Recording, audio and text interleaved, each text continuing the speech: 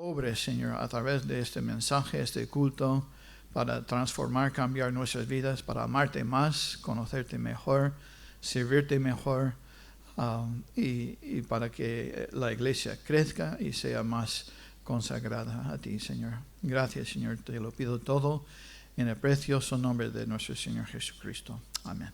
Pueden sentarse. Muy bien, estamos en esta serie de mensajes sobre los elegidos para cambiar el mundo. Necesito algo aquí para levantar el tablet un poquito. Eso. Entonces, el enfoque de esta serie de mensajes es gente ordinaria utilizada de maneras extraordinarias. Y empiezo con una reflexión. Dios quiere usar gente como tú y yo para cambiar el mundo. Dios envió a su Hijo Jesucristo para proveer la salvación, pagó nuestra deuda. Cuando estuvimos, la hermana Kela y yo, hablando con gente ayer durante el evangelismo, ¿por qué murió Jesucristo? Murió Jesucristo para pagar por nuestra deuda, por nuestros pecados. Nosotros tenemos una deuda de pecado y Cristo es el que colgó en la cruz por todos nosotros. Él no fue un mártir, él no fue un ejemplo de un profeta ahí en la cruz, no fue un buen hombre, fue Dios en la carne, crucificado para pagar por los pecados de otros. Dios mandó a su Hijo para salvar este mundo. Y ahora Dios quiere cambiar este mundo. Desde aquel entonces y antes, Dios quiere usarnos a nosotros, ha dado la comisión a la iglesia y a las iglesias de cambiar y transformar este mundo. El problema, como lo dije hace unas semanas, no lo creemos. Estamos en nuestro mundo, hacemos nuestro trabajo, tenemos nuestras familias, tenemos nuestros hogares y todo eso es bueno. Pero este no es el propósito porque estamos aquí. Por eso no existimos. Dios nos deja aquí para cambiar este mundo. Y quisiera usar esta serie para animarnos a vivir vidas trascendentales. Vidas que hagan la voluntad de Dios. Vidas que importan. No ocupadas en asuntos triviales, sino vidas que transformen a las personas, ya sea de nuestra familia, nuestro entorno, nuestra esfera de influencia o de todo el mundo. Yo quiero ser una persona que Dios use para cambiar este mundo y creo que tú también. ¿Es este el deseo de tu vida, de tu corazón? O pregunto si estás contento con lo que haces. ¿Estás contento con lo que haces todos los días, todas las semanas? Tenemos nuestra vida cotidiana, todo lo que hacemos cada día. Eso es normal. Pero ¿para quién y para qué vives? Es la pregunta esencial esta mañana. Hemos comenzado una serie sobre la vida de los 12 apóstoles, hombres que el Señor Jesucristo eligió personalmente, Él, para llevar a cabo su misión de cambiar el mundo. Y el primer mensaje, vimos el primer apóstol, ¿quién fue? ¿Os acordáis? Andrés, muy bien, ya no me sorprende que se me lo diga. El primer apóstol fue Andrés, traer a otros a Cristo. Y el segundo fue... Ya no tenemos ningún Pedro aquí, ¿verdad? Ningún Pedro ni Simón. Y pues Pedro fue el segundo, consistentemente inconsistente. Y hoy vamos a mirar uno de los hermanos de trueno, Jacobo, el hijo de trueno. Dice aquí en la escritura, Jacobo, hijo de Zebedeo, y a Juan, hermano de Jacobo, a quienes apellidó Boanerges. Esto es hijos de trueno. ¿Y quién puso ese apellido? Jesucristo lo puso. Estos hijos de trueno. Y parece que Pedro, que hemos visto en el último mensaje, no fue el único discípulo impulsivo. Jacobo era un hombre de pasión e intensidad. como lo demuestra el nombre que Jesús dio a Jacobo y a Juan, Boanerges, a ver si lo digo bien, Boanerges, no sé dónde está el acento, Boanerges, que significa hijos de truenos, hijos de truenos. El nombre de Pedro, ¿os acordáis? Pedro, Dios dio a Simón otro nombre, Pedro. Se le dio para recordar lo que Jesús sabía que Pedro podría llegar a ser. Una roca, una piedra, un hombre consistente, firme. Sin embargo, parece que a los hijos de Zebedeo, tenemos Juan y Jacobo, se les dio este nombre, hijos de trueno, para reprenderlos cuando actuaron en la carne y cuando permitieron que su temperamento se descontrolara. ¿Quién aquí tiene ese problema? ¿Quién aquí es un hijo de trueno? No mires a tu esposa. Entonces, sabemos muy poco sobre el apóstol Jacobo en las Escrituras. Hay muy pocos versículos sobre él. Solamente junto con su hermano Juan y Pedro, ese formaba el círculo íntimo del Señor Jesucristo, de los discípulos, que de los 12, esos 3 siempre son los que son llamados los del círculo interior, Juan, Jacobo y Pedro.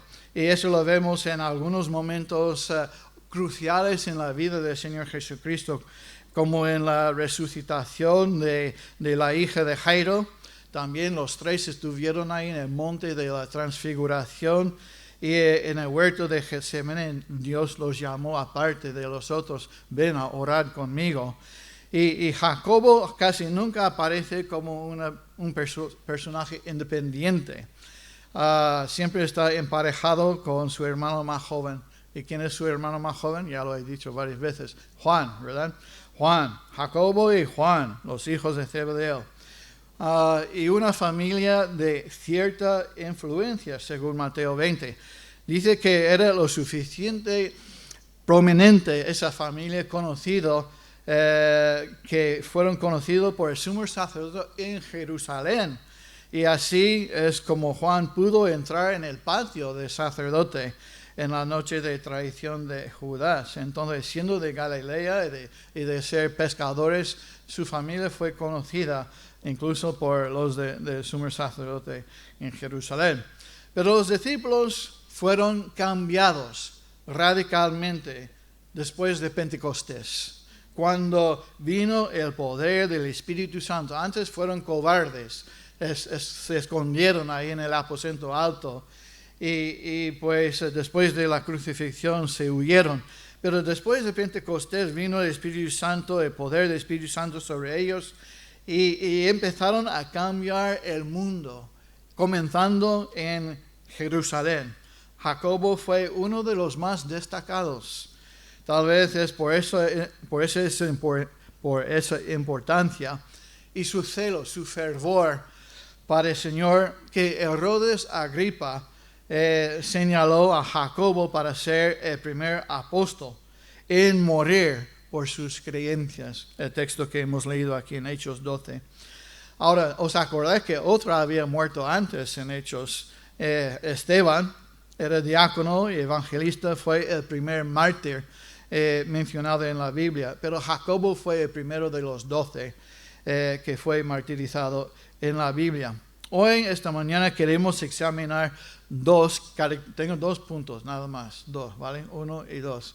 Va a ser un mensaje no muy largo. Queremos examinar 2 características prominentes que ilustran por qué Jesús se refirió a Jacobo como un hijo de trueno. ¿Por qué le dio ese apellido?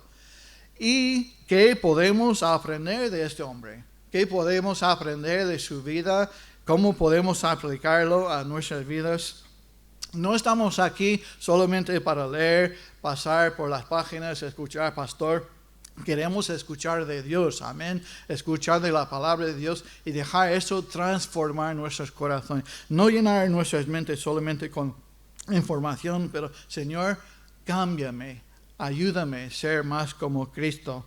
Y pues mi deseo es que este mensaje nos transforme, cambie nuestras vidas para amar a Dios más y servirle mejor.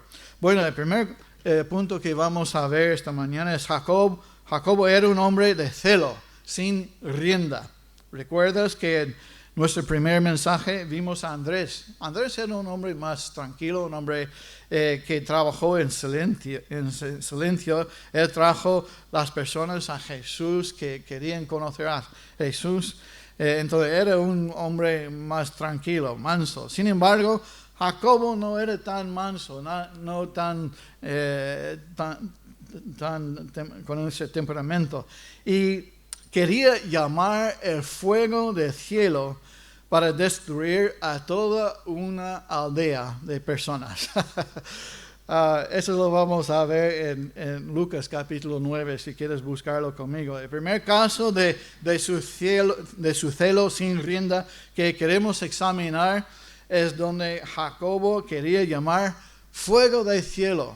Ahora, yo sé que algunos de nosotros queremos que Dios mande fuego a algunas personas, pero cuidado con esto. Vamos a Lucas capítulo 9. Lucas 9, 51. Cuando se cumplió el tiempo en que él había de ser recibido arriba, afirmó su rostro para ir a Jerusalén. Envió mensajeros delante de él, los cuales fueron y entraron en una aldea de ¿quién? De los samaritanos, para hacerle preparativos. Mas que no le recibieron, porque su aspecto era de ir a Jerusalén. Viendo esto, sus discípulos Jacobo y Juan dijeron: Señor, ¿quieres que mandemos que descienda fuego del cielo como hizo Elías y los consuma? Entonces, volviéndose él, los reprendió diciendo: Vosotros no sabéis de qué espíritu sois, porque el Hijo del Hombre no ha venido para perder las almas de los hombres, sino para salvarlas. Y se fueron a otra aldea, otro lugar. Ahora vemos aquí que Jesús se dirige a Jerusalén para la Pascua. Parece que es la Pascua final, antes de su crucifixión, que terminaría en su muerte, entierro y resurrección. Y Jesús ha elegido pasar por Samaria, que aunque la ruta más directa no era la ruta más directa, era pasar por Samaria, pero normalmente los judíos de Galilea cruzaron el Jordán, cruzaron el Jordán y entraron en Judea. Entonces, para evitar Samaria, que estaba entre Galilea y Judea.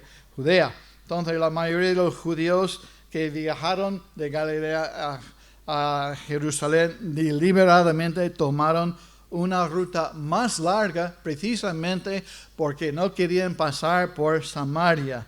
Tal vez fue el propósito de Jesús pasar por Samaria para evitar contacto con tantos judíos. Había dicho a sus hermanos: no voy a subir a Jerusalén porque no es mi momento. Y luego, después de 3 días, a la mitad de la fiesta, él subió porque era ahora la hora. Y pues Jesús no quería tomar esta ruta normal para evitar contacto con los otros judíos. Siempre está pidiendo señales, siempre pidiendo milagros, siempre están haciendo preguntas los fariseos y sacerdotes intentando provocarle. Entonces decidió pasar por Samaria para llegar a Jerusalén. ¿Y tú tomarías alguna otra ruta cuando hay alguien que no quieres ver o hay alguien con quien no quieres hablar? Sí, entonces ya está la respuesta. Entonces, los samaritanos eran una raza mixta. ¿Sabes dónde vinieron los samaritanos? Los samaritanos eran del pueblo de Israel, pero en el año 722 fueron llevados a exilio a Siria. Y esas personas se mezclaron con los paganos y pues volvieron a Samaria a vivir después del cautiverio. Pero eran una mezcla, mestizos, digamos. Personas que aún afirmaban adorar a Jehová, pero a su manera. Conoces gente así, ¿verdad? Yo creo en Dios, pero a mi manera. Pues eso es muy común aquí en España. Pero querían hacerlo a su manera y en su propio lugar, en el monte Gerizim. Y pues lo que se había desarrollado era un odio a los judíos que pensaron que eran mejores que los samaritanos, porque ellos adoraron a Jehová, pero en Jerusalén, como Dios manda, como la palabra de Dios dijo. Y para los samaritanos, odiaron a los judíos y a los judíos odiaron a los samaritanos. ¿Os acordáis del buen samaritano? Pasaron el levita, el sacerdote, cuando había un hombre medio muerto ahí, pero ¿quién le ayudó? Y Jesús dice, el samaritano. Y dice, los judíos, ese le chocaron, los samaritanos no son buenos. Y pues el Señor Jesús usó esto para ilustrar su misión. Bueno, es obvio que Jesús se dirige a Jerusalén para celebrar la Pascua y los samaritanos que creían que tal fiestas y ceremonias deberían observarse en el monte Gerizim, rechazaron dar a los mensajeros de Jesús cualquier alojamiento. Los samaritanos no solo odiaban a los judíos, odiaban a la adoración que tuvo lugar en Jerusalén. Entonces, para ellos, Jesús y sus discípulos representaron todo lo judío que despreciaban. ¿Me entendéis? Y el problema no era que no hubiera alojamiento. Hubo disponible. Era que los samaritanos estaban siendo deliberadamente odiosos, inhóspitos. Estaban tratando a Jesús, el Hijo de Dios, con desprecio deliberado. Odiosos. Y pues estaba tratando a Jesús así. ¿Y cómo fue la reacción de Jacobo? Dice aquí que estaba tratando a mi Señor así, pues que Señor quiere, lo pongo aquí otra vez. Señor, ¿quieres que mandemos que desciende fuego del cielo como hizo Elías y los consuma? Donde se llenó Jacobo y los otros discípulos, pero Jacobo, el que se menciona aquí como el protagonista, instantáneamente con una pasión de indignación. Y tiene un remedio para estas personas, para esta situación. Fuego del cielo. En otras palabras, quémalos Dios. Y no me digas que tú no lo has pensado alguna vez, ¿a que sí? Hay algunas personas que, mi suegro, el padre de Kelly, bueno, es el único suegro que tengo, es mi suegro, siempre dice que tiene el ministerio, el don de bofetadas en la iglesia, que algunas personas necesitan bofetadas. Bueno, esos discípulos querían el don de llamar fuego del cielo. Algunos, no es mala idea, algunos estáis pensando, está bien, pero no, la mención de Elías es significativo porque en el día de Elías, Samaria era una región de adoración pagana, de Baal. No eran mezclados todavía. Jacobo y Juan probablemente se acordaron de la historia. ¿Quién fue el rey durante ese tiempo de Elías? Durante el reinado de Ocosías, el hijo y sucesor al rey Acab. ¿Sabe quién es el rey Acab? ¿Y su mujer? Jezabel, sí. Entonces, Ocosías era el hijo, el sucesor después de esos malvados reyes. Y él resultó gravemente herido. Entonces, las lesiones, aparentemente, todo eso está en Segundo de Reyes. Y pues las lesiones muy graves. Y el rey quería saber si se recuperaría, por lo que envió mensajeros para preguntar a los adivinos paganos de Elías. Y pues en Segundo de Reyes, capítulo 1, el Señor envía a Elías para interceptar a los mensajeros. Sabe que el rey de Israel, está llamando a adivinos paganos para buscar la voluntad de Dios. Y Dios dice, esto no está bien. Entonces el Señor envía a Elías para interceptar a estos mensajeros, para preguntar al rey que estaba consultando con esos fraudes. Y aquí está el texto. En Segundo de Reyes 1, Entonces el ángel de Jehová habló a Elías Tisbita, diciendo: levántate y sube a encontrarte con los mensajeros del rey de Samaria y diles: ¿no hay Dios en Israel que vais a consultar a Baal-zebub, Dios de Ecrón?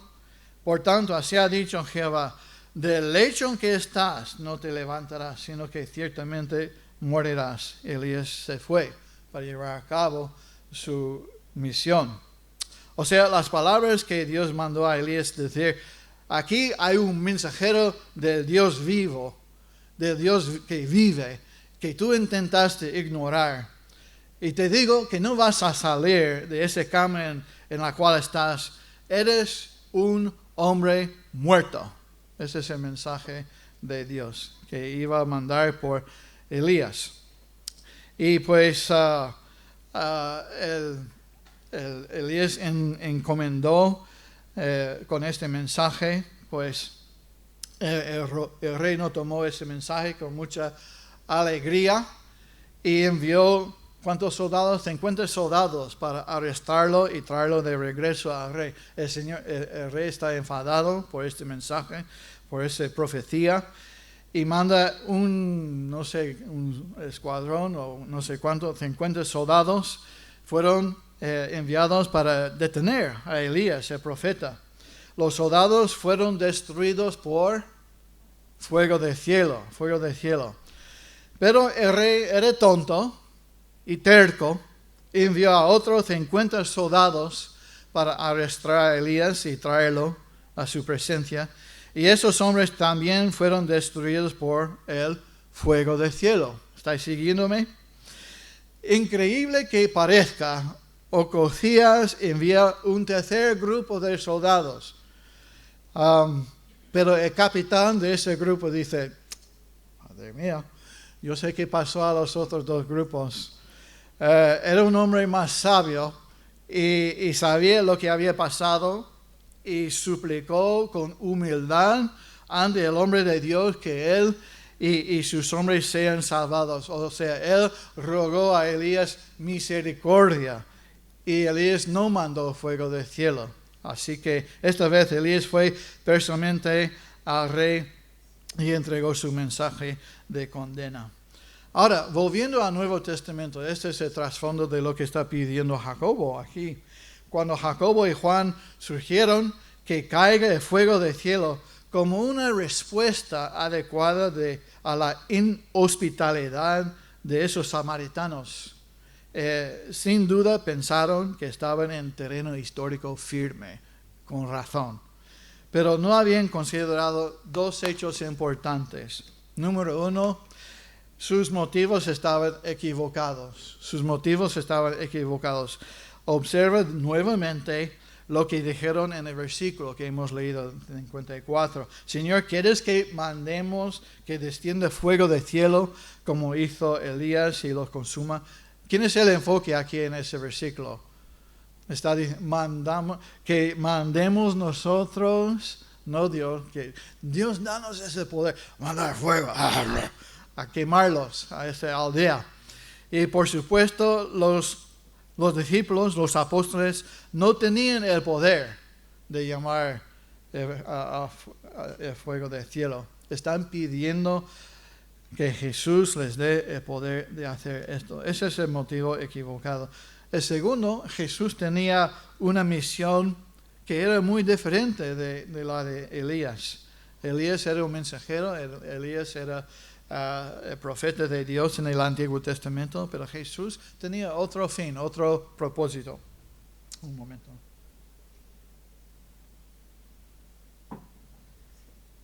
Entonces, Jesús tenía una misión que era distinta de la de Elías. ¿Por qué vino el Señor Jesucristo? Vamos a ver Lucas 19:10, que dice: porque el Hijo del Hombre vino a buscar y a salvar lo que se había perdido. ¿Tienes este versículo memorizado?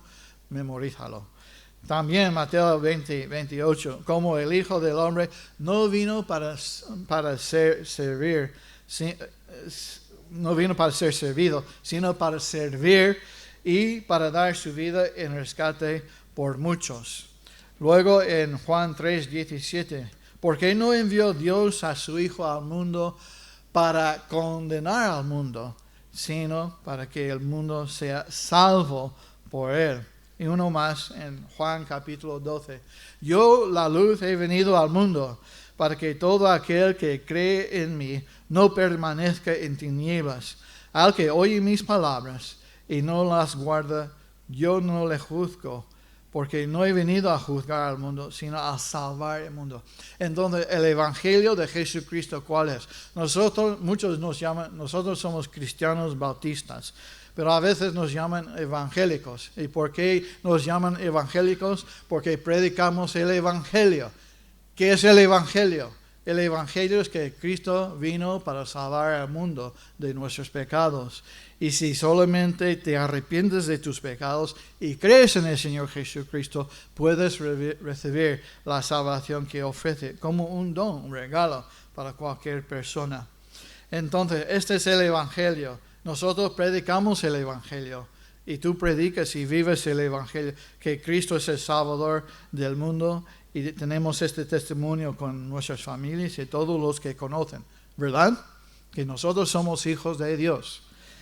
Y Cristo vino para salvar a los perdidos. Y gracias a Dios que alguien vino a nosotros un día para testificarnos de Cristo. Amén.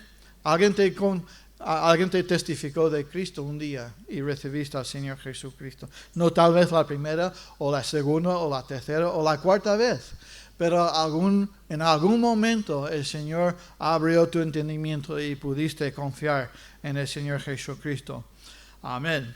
Jacobo llegaría a aprender de lo que significa la palabra compasión. Él es un hombre con mucha pasión, pero no mucha compasión para la gente. Pasión para el Señor, pasión para el Evangelio, pasión por la verdad, pero compasión y misericordia para los que tratan a su Señor. Esas son virtudes que Jacobo tendría que aprender. Que la indignación justa y el celo ardiente son buenos en su momento, pero Dios es un Dios de compasión y misericordia también. ¿Por qué? Porque el celo desequilibrado por el conocimiento puede ser peligroso. Y el celo no templado por la compasión puede ser cruel. Entonces, tú puedes tener ese celo desequilibrado y no tienes sabes el porqué, la razón, y eso es peligroso. Pero tienes ese celo no templado por la compasión y tú puedes ser una fiera, una persona cruel. Y a veces nos enojamos por la falta de comprensión de los incrédulos. Repartiendo folletos en estas últimas semanas y en el mercado cada jueves, veo la gente que pasa, recibe, no, gracias, y nos enojamos. Y tú también, ¿verdad? Nos enojamos por la falta de comprensión de los incrédulos, por lo que porque ellos necesitan el Evangelio y no lo saben. Necesitan a Jesucristo y no les importa. Necesitan un Salvador y no quieren escuchar. Y nosotros necesitamos compasión, no indignación y no enojarnos, sino compasión por ellos, porque son ciegos y están en las garras del enemigo. Un versículo que me habla mucho, 2 Corintios 4. Pero si nuestro evangelio está aún encubierto, escucha, entre los que se pierden está encubierto. ¿Por qué? En los cuales el Dios de ese siglo, ¿quién es? Satanás. El Dios de este siglo, minúscula, Dios minúscula. En los cuales el Dios de este siglo cegó el entendimiento de los incrédulos para que no les resplandezca la luz del Evangelio de la gloria de Cristo, el cual es la imagen de Dios. Otra vez, pero si nuestro Evangelio está aún encubierto, entre los que se pierden está encubierto, en los cuales Dios de ese siglo cegó el entendimiento de los incrédulos para que no les resplandezca la luz del Evangelio de la gloria de Cristo, ¿Y Cristo quién es? La imagen de Dios. Así que, compasión, hermanos, compasión para los perdidos, los están ciegos, y no conocen al Señor Jesucristo. Tenemos que tener compasión por ellos. Así que Jacobo era un hombre de celo sin rienda. Y el segundo punto, además Jesús le llama hijo de trueno porque Jacobo era un hombre de ambición desenfrenada. El segundo caso es un hombre que tiene mucha ambición y no sabe lo que pide. Esa segunda característica de Jacobo como un hijo de trueno se registra en Mateo. Búscalo, Mateo capítulo 20. Mateo capítulo 20.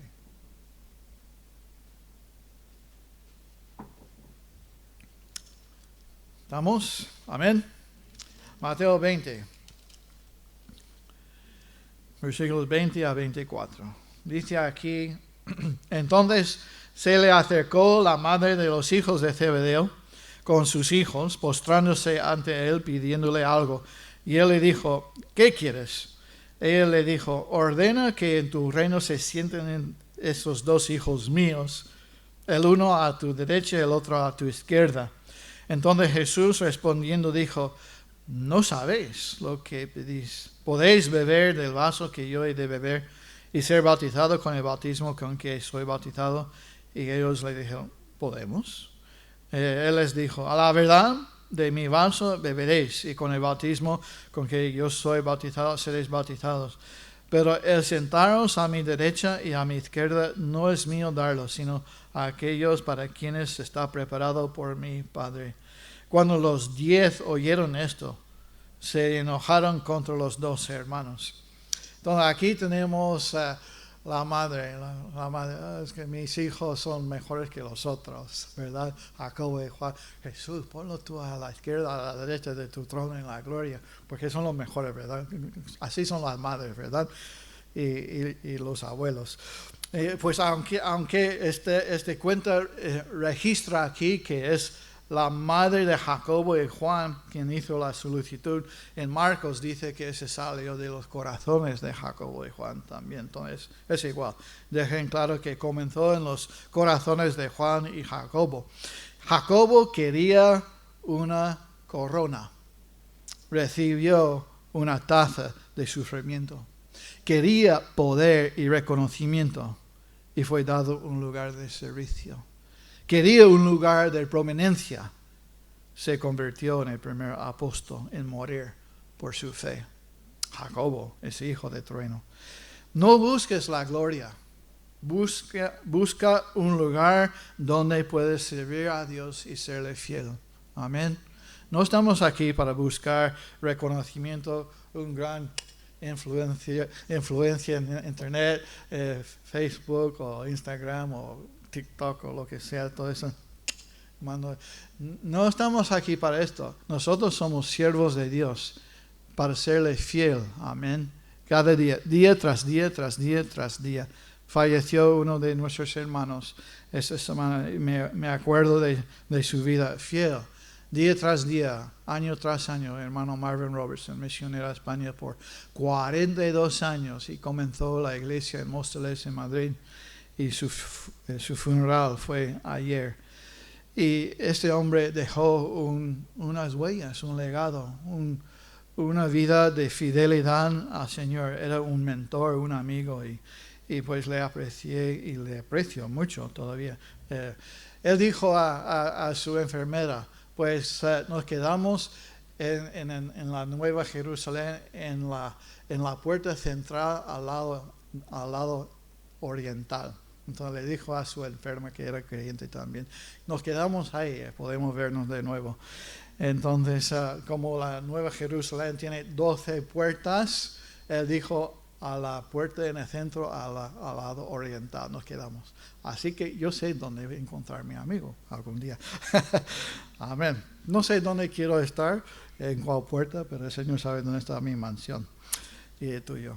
Jacobo seguía siendo un hombre de pasión, era con mucho celo, mucho fervor y ese hombre de ambición desenfrenada, pero el Señor tuvo que enseñarle muchas lecciones. Nosotros somos un trabajo del Señor en proceso, ¿verdad? Una obra, y que Dios no ha terminado con nosotros. Jacobo es el único apóstol cuya muerte se registra en las Escrituras. Volviendo a Hechos, capítulo 12, ¿os acordáis? En aquel mismo tiempo, el rey Herodes echó mano a algunos de la iglesia para maltratarles y mató a espada a Jacobo, hermano de Juan. Uno de los primeros padres de la historia, por tradición, dice Clemente, uno de estos padres en el primer siglo después, dice: ese que llevó a Jacobo a juicio cuando lo vio dando su testimonio, fue conmovido y confesó que él mismo también era cristiano. Así que ambos fueron dirigidos juntos y suplicó a Jacobo que lo perdonara por ser parte de su ejecutación. Y Jacobo, después de considerar un poco, dijo: la paz sea contigo. Le dio un beso y así fueron los dos decapitados al mismo tiempo como mártires para el Señor. Al final, Jacobo aprendió a ser más como Andrés, trayendo a la gente a Cristo en lugar de llamar a fuego sobre sus cabezas. Entonces se convirtió de ese hijo de trueno a ser un manso siervo de Dios y fiel hasta el final. Entonces, ¿qué podemos aprender de Jacobo? Todos tenemos nuestros defectos. Pero Dios nos ama, ¿verdad? Dios nos ama y quiere usarnos. Todos tenemos nuestros fallos, pero Cristo quiere moldearnos. No hay nadie aquí, escúchame, no hay nadie aquí que Dios no quiere usar. Amén. Amén. Todos, levanta la mano, Dios quiere usarme. Amén. Pues si no levantas la mano, eres mentiroso. Dios quiere usarme. Y pues todos somos siervos suyos y somos creyentes. Entonces, no dejes que tu pasado o tu forma de ser o tu carácter o tu falta de preparación o tu falta de ese don o ese talento, yo no sé cómo hablar, yo no sé cómo hacer esto o lo que sea. No dejes que eso sea un obstáculo en tu servicio al Señor. Dios quiere cambiar el mundo y lo hace a través de sus hijos, a través de su iglesia, cada uno de nosotros. Entonces, para terminar, Dios usó a Jacobo grandemente y lo puede hacer lo mismo con nosotros. La pregunta queda, como dije al principio, ¿lo crees? ¿Lo crees?